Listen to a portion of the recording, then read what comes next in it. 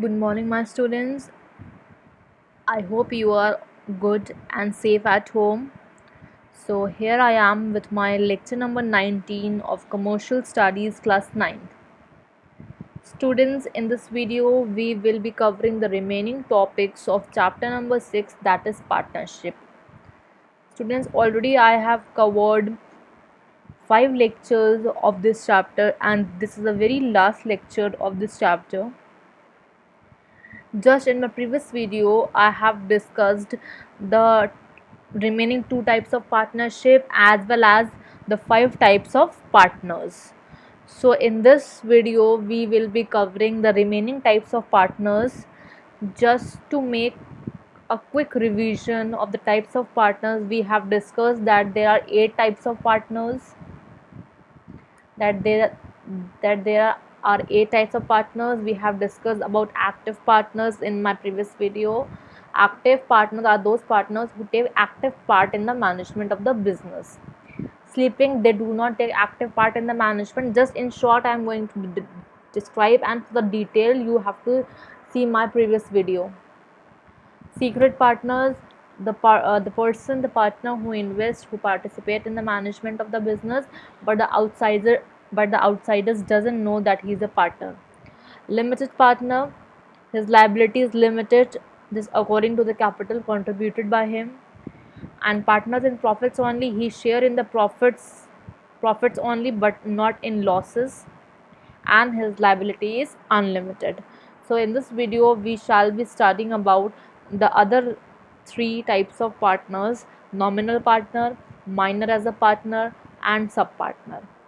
So let's start, and those who haven't seen my previous videos, first see that, keep on revising, keep on learning whatever I'm teaching to you, and if you have any problem, any doubt in any of the topic, you can comment in the comment section. So let's start. So the sixth type of partner is nominal partner. Now what is nominal? The first of all, the other name of nominal partner is ostensible partner. Such a partner neither contributes capital nor take part in the management of the business. Nominal partner is a partner who does not contribute any amount of capital and just also doesn't take part in the management, in the functioning of the business. He also does not share in the profits and losses of the firm. He only lends his name and reputation for the benefit of the firm. First of all, 4 characteristics we have just come up in this definition: that he doesn't contribute any capital, no part in the management of the or the functioning of the business, no sharing of profits and losses, no sharing of profits and losses. Just what he does, he only lends his name and reputation for the benefit of the firm. Sometimes you must have seen that a big company promotes a small company. Suppose a small company is there who is not very well known, but a large company is there. Suppose Bata, say for example Bata. So Bata is there. So sometimes Bata promotes a small company by lending its name. So that is a nominal partner. He doesn't contribute capital nor takes part in the management of the business, but he only lends his name and the reputation for the benefit of the small firm. So that is the example, and just I hope by the example you are very much clear. Nominal partner is a partner who neither contributes capital, no profits and losses, no participation in the management. He only lends his name and the reputation for the benefit of the firm. This, I hope so the definition is very much clear to you. Now a nominal partner is of 2 types. It's very important, you should know this. First is partner by estoppel and partner by holding out. So these are very much important types of nominal partners, and you need to understand very clearly. So one by one we are going to study in detail what are these partners. First is partner by estoppel. Now first let me read out a definition for you all. A person who by his words, which may be spoken or written, represents himself as a partner, becomes liable to those who advance money to the firm on the basis of such representation. He cannot avoid the consequences of his previous act.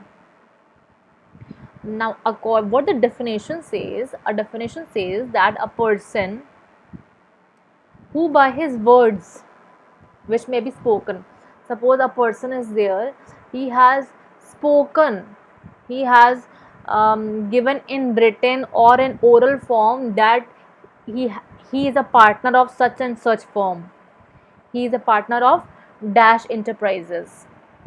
So that in so in this case he becomes liable to those who advances money to the firm of such representation. Now just to make it clear, let's understand with one example. This I have given this example in detail, so I am going to explain this example in my just the same example is given in the previous slide also.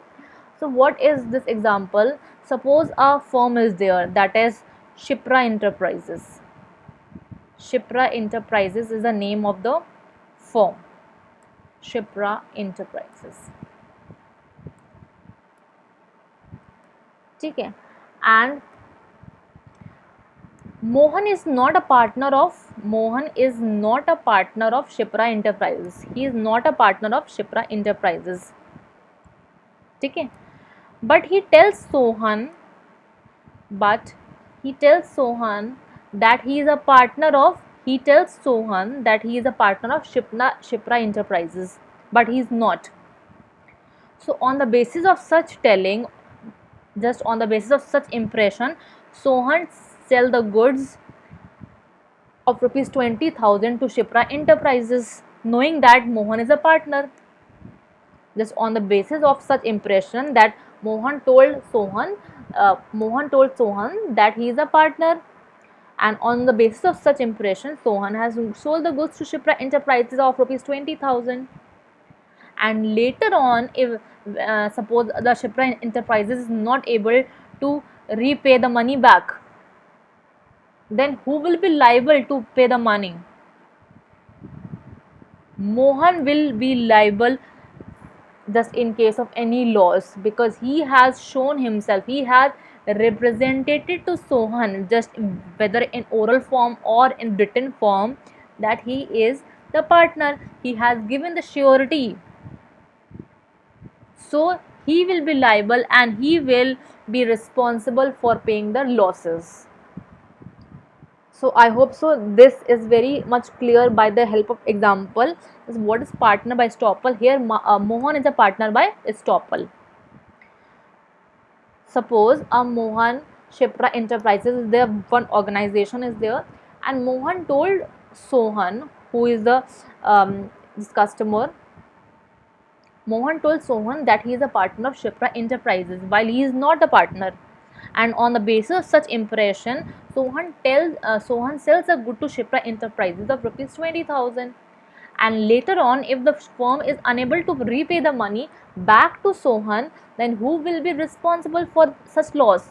Of course, Mohan. Here, Mohan is the partner by estoppel. So, by this example, we will come just again to the definition part, that a person, who by his words, spoken or written, represents himself as a partner.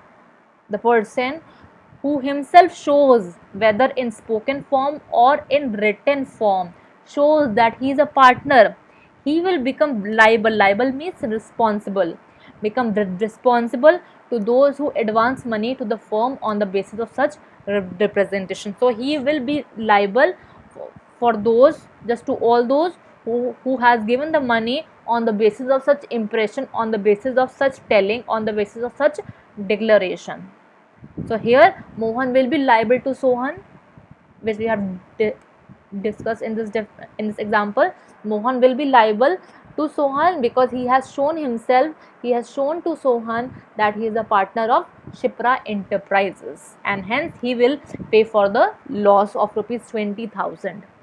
So here Mohan is a partner by estoppel. So make it very clear, partner by estoppel means when a person just either in written form or in oral form shows that he is a partner of such and such organization, then he will be responsible for any losses this occurred, and he cannot avoid the consequences of his previous act.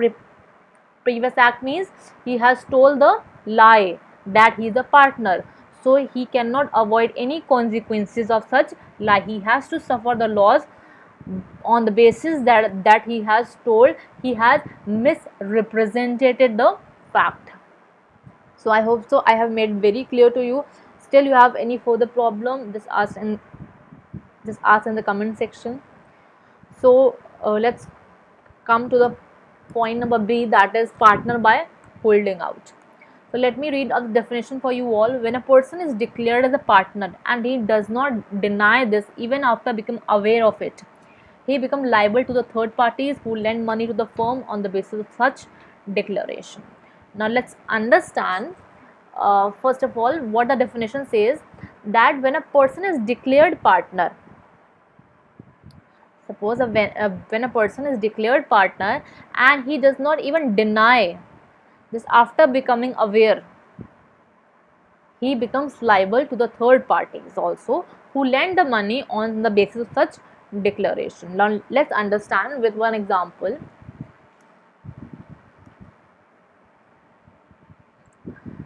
See, for just once again, just enterprises there known as Shipra Enterprise. Now one member of Shipra Enterprise, that is Shipra, take for example Shipra. Shipra tells Sohan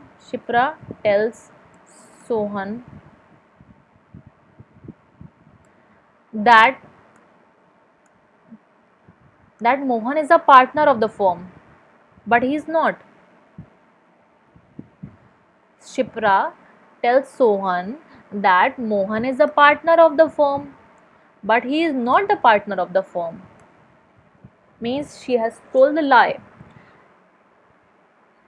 And Mohan knows that it is a lie, but he is not denying the fact. He is accepting that he is the partner of Shipra Enterprises. Then also he is not denying the fact that he is not a partner.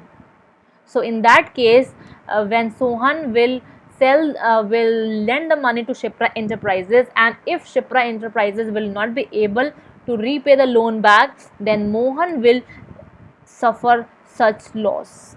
Mohan will be responsible for such loss, and he will pay rupees 20,000 from his own pocket.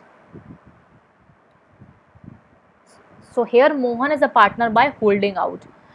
So for just in very easy definition, I'm going to describe that if a partner knows, suppose in this case Mohan was knowing that he is not a partner, but he has not denied this fact. He has accepted the lie of Shipra Enterprises. He has not denied, and on the basis of such declaration, Sohana has given the money to Shipra Enterprises, and in case any loss occurred, then Mohan will be responsible for such loss. So I hope so the example has made very clear to you. Once again we will come to the definition part, that is when a person is declared as a partner, when a person is declared as a partner and even he does not deny this even after becoming aware of it, he knows that he has been declared as a partner, but he does not deny this just even after becoming aware. Just in the case of example, Mohan was declared as a partner, but he has not denied that he is not a partner. So in that case he becomes liable to the third parties. So Mohan will be liable to Sohan, who has lent money to the firm on the basis of such declaration. So he will be responsible to Sohan for the losses he has suffered. So here Mohan is a partner by holding out. So I hope so this is very much clear. In partner by estoppel, a person himself has declared that he is a partner. A person himself, whether in spoken form or in written form, has declared that he is a partner, and in case of any loss he will be responsible. Just in partner by holding out, he has been declared, someone else has declared him as a partner, and even he does not deny after becoming aware of it. So in that case he will be liable to the third parties who has lent money to the firm on the basis of such declaration. So I hope so this is very much clear to you. Still, if you have any problem, you can mention in the comment section. Let's move to the point number 7, types of partners. Minor partner. Now what is the meaning of minor here? A minor is a person who has not completed the 18 years of age, means the person below the 18 years of age can be called as a minor.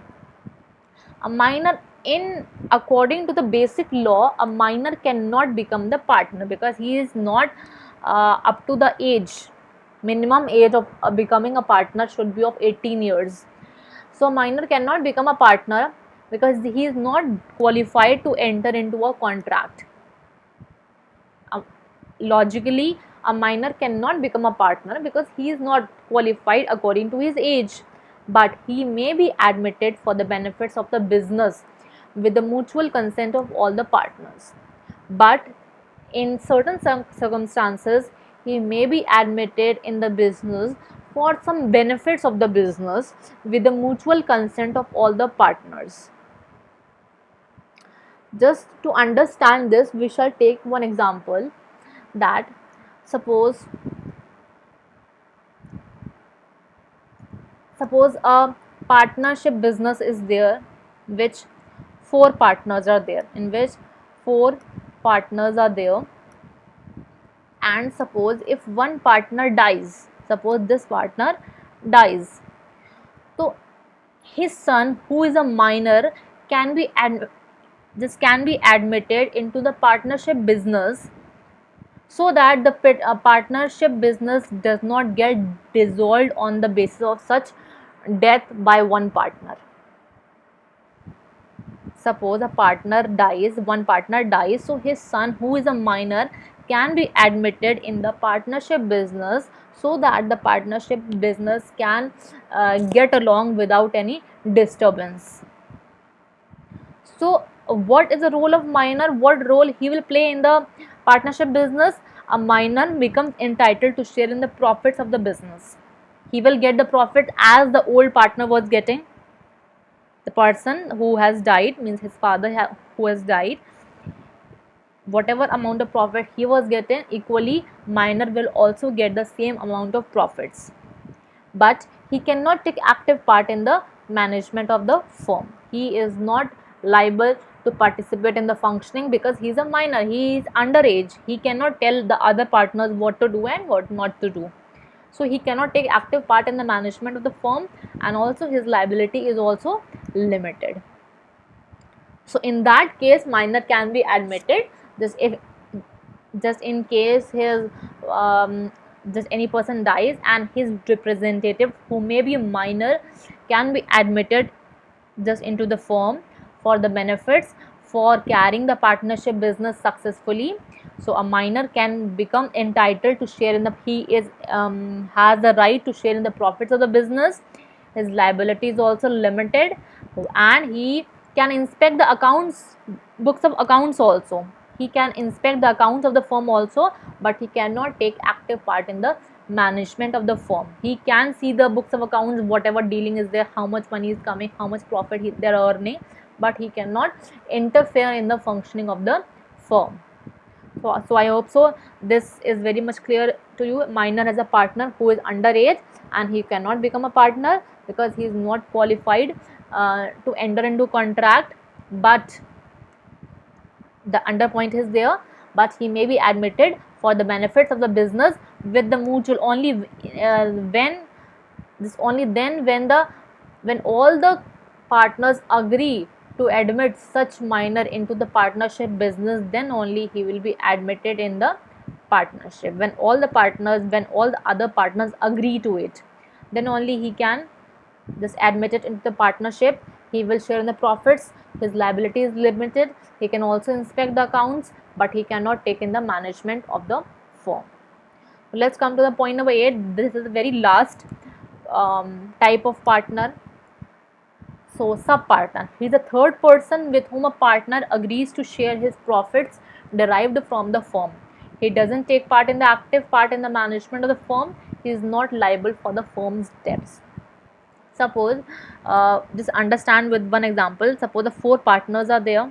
1, 2, 3, 4. And just all the partners are given some work. Suppose this partner has appointed some third person who will do the work for him. He is not a partner of the firm, but this partner has appointed some other person who will do the work for him, and that just this partner will agree, has decided, agree to share his profits to this third person. So that means he is a sub partner of this partner. All the other partners will not give their profits to the third partner. Only the partner who has just appointed one person who will help him in his work will share the profits to the partner. He doesn't take active part in the management of the firm. He will not interfere in the functioning. Neither he is responsible for the firm's debts. Only he will get the profits, share of the profits derived from the firm. So I hope so this is very much clear to you. Sub partner is third person with whom a partner means one partner or two partners maybe just agrees to share his profits derived from the firm. He doesn't take active part in the management of the firm, and he is also not liable for paying for any amount of loss which the firm has suffered. So I hope so you must have got all the types of partners. This is the very last lecture of chapter number 6, and this is the end. Thank you for watching. Keep on revising, and if you have any doubt, just mention in the comment section. Do like and subscribe my channel, and have a nice day.